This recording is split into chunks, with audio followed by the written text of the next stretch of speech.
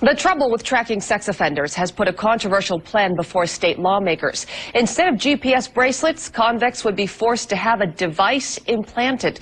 Come 4's Luke Ducey looked into whether the new devices will work. Luke? Mary, the thinking is this. You can track someone on their phone. You can even track your own pet if you want to. So why not track sex offenders using a tiny radio chip?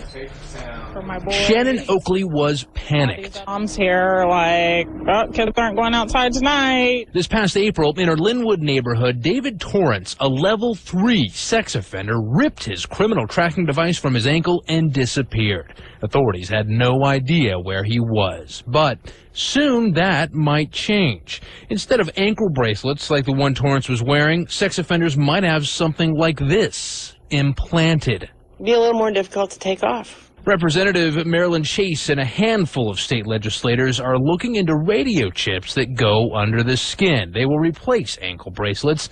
Some designs are no larger than a grain of rice. Police could then track an offender from a remote computer using the same technology used at the Narrows Bridge toll.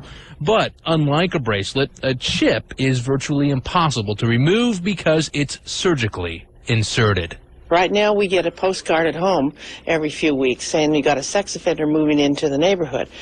But, you know, unless you know where they live and what they look like, how are you going to have protection? If passed, House Bill 1142 would allow the state to hire the Washington Association of Sheriffs and Police Chiefs to see whether chip implants would work better. However, the Department of Corrections admits even with their current devices, ankle bracelets, well, they often lose the signal. They also say no tracking device prevents crime. It certainly is not prevention. It certainly is not 100%.